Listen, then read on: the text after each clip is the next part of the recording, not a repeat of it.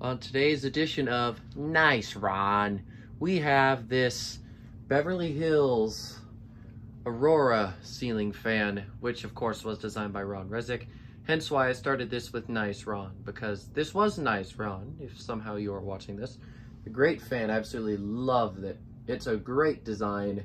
Not to mention that it's pretty hossy too. Instead of the normal 153 motor that the Stratos fans feature, this one features a 188. So if you do not know what the Aurora is, it was always Modern Fan Company / Beverly Hills. This one is actually labeled Beverly Hills. It's stamped inside the mount up there. It's from June, let's see, January, February, March, April, May. Yeah, June of 1996. But anyways, yeah, this was their flagship uplight fan. It's very similar to the Stratos, but the difference is that sandwich in between these two things, you've got this whole thing here with 4 medium base sockets there. Right now, I'm just using the light bulbs that came with it. The lady was nice enough to include them and wrap them up. The whole fan is in really, really good shape. Blades are warped, but it doesn't wobble that much, which is good. Now, what makes this fan special is that it's not white. It's like textured white. The blades seem to be more Navajo. This definitely seems to be textured. These blades are way closer to a Navajo white, if you ask me. They looked almost gray on the picture. First, I thought that it might have just turned that color from, I don't know, mistreatment or something. But no, everything's original. It's in great shape. So, yeah. Now, it did come with a control. However, I do not have a separate wire for light use on this test rig. So I had to use this Minka control. And everything works fine. It was just a real pain in the ass to get up there. These things were not designed to have receivers stuffed up in them, but me and my dad made it work. So, anyways, the downlight button doesn't do anything, neither does reverse. If I want to reverse the fan, there's a switch on the inside of it. This is just the control I had, and I just needed to get it up. I got this fan for 30 bucks off of Marketplace, which is a real steal, considering that these are great fans and also very rare. The uplight with it currently using incandescents is pretty goddamn hot. The lady said that they never really ran the fan too much, so that's nice. So that's another reason why it's in pretty mint condition. Yeah. Hold on. I think the button just didn't respond. I need to put in the kilowatt anyways. So, let's first go ahead and do the uplight. So, there it is. Uplight is drawing 1.91 amps, 228 watts, and a whole power factor if you're wondering. There's 4 incandescents up there, obviously. I'm just using what came with it. LEDs would have been preferred, but hey, I'm doing what I can. Now that it's illuminated, I want to get up close again so you guys can see the finish. Such an amazing fan. I am very, very happy that I brought this home. And hopefully someday I have a place to install it permanently, because this thing just deserves it. Now, I really do want to keep the uplight on for the demonstration. However, it kind of makes the rest of the fan look really dark. So I'm going to sacrifice and turn that off just so the video looks decent. Let's put it on low. Fan is definitely not quiet. I don't know if it's the control. I don't know if it's genuinely just the motor. The control that they had it installed with was a genuine fan control. I was about to say maybe they had it on a dimmer like the other fan in their house.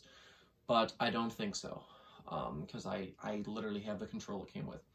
And if you're wondering how I know that, it's because my dad said that the person was complaining that their other fan hummed, and it was most likely due to a dimmer problem for it to be that audible.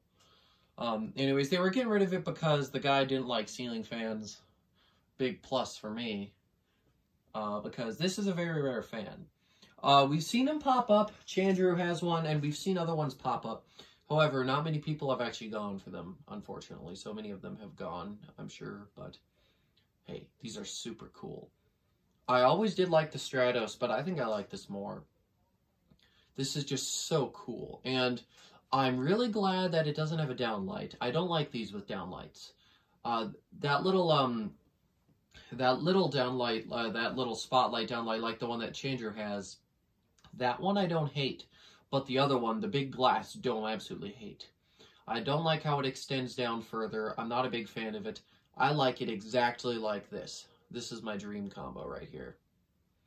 The textured white was a nice find, or a nice addition, or a nice bonus, I should say. I certainly was not expecting that. On low speed, it's already moving pretty decent air. I mean, that 188 definitely helps kick up the airflow. Okay, let's see. 0.36 amps, 12.3 watts. Excuse me. We also are basically at a third of a power factor. Okay, let's go ahead and move it to medium. It's already really starting to kick up the air. This is a really amazing fan. I don't really know what else to say besides the performance is amazing. Now, what would make this fan even better is if they increased the blade pitch on it. This, I think, has a 12 degree, quite like the Stratos. Definitely could have benefited from something more than that, but it still does really good. It also does leave this fan absolutely fly.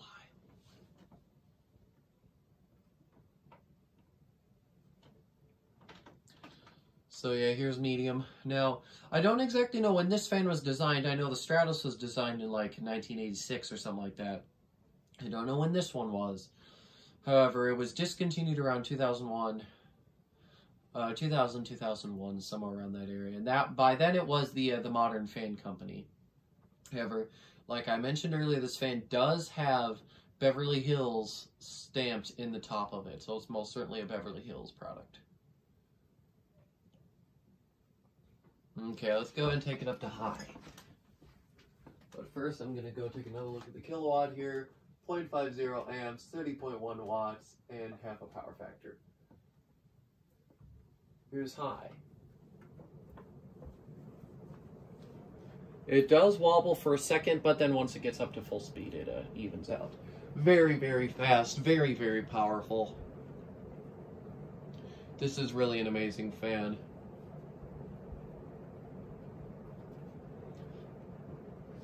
When I first saw this thing, I thought it was kind of ugly, but the design's definitely grown and grown on me, and now that I have one myself, I love it even more. It's really moving the air, it's blowing everything around down here. Definitely a beast of a fan. I don't know what other finishes the fan came in besides this and regular white. So right now it's at 0.66 amps, 79.6 watts, and a whole power factor. So that's interesting. It went from third to half to whole. Alright. Oh, first, before I shut it off, I should give you guys a close-up here so you can hear the wind noise, because there's definitely going to be some off of this fan.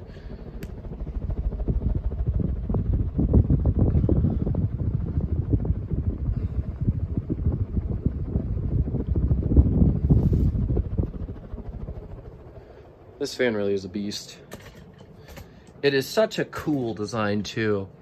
It's really I'm in a in school I'm in this thing that has to do with like architecture and engineering. I'm gonna show this fan to the architects in that group because I think they're gonna like this. This is a really cool architectural modern type design that I absolutely just love. Okay, I already looked at the kilowatts. Let's go ahead, turn the fan off. And you know what? I'm putting the uplight back on now.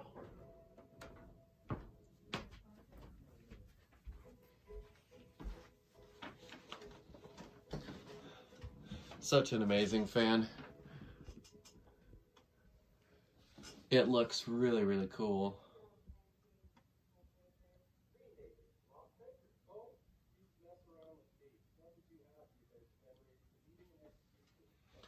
But yeah, $30 was a real steal for this. I'm surprised they didn't want more for it, because this thing looks expensive. I mean, with a name like Beverly Hills on it. But yeah, certainly a neat fan. And it's definitely going to take up a little more space than some of my other ones, but I'm glad that I brought it home. It's going to be easier to store than I thought, though, thank goodness. Don't really know what these things retailed for, but it probably would have been a decent amount. I don't know how well they sold. Keep in mind, this was their flagship uplight fan for quite a while until they started introducing a couple more wacky and different designs. So for a while, this was the only uplight fan.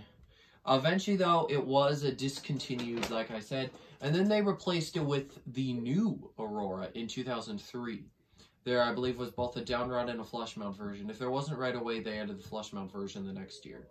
But anyways, yeah, that one had 3 blades. It was kind of like the Altus, and it just had a glass uplight, like a glass sort of dome-looking ordeal on the top.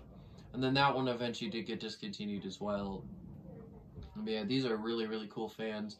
And I can only imagine the reason they called it the Aurora was because they want to name it after the Aurora Borealis, the Northern Lights. I do believe there's also the Southern Lights. I don't know if those also have Aurora in the name. I can't remember what the fancy name for those is called. But anyways, yeah, that is the end of this video. Thank you guys so much for watching, and I will see you next time.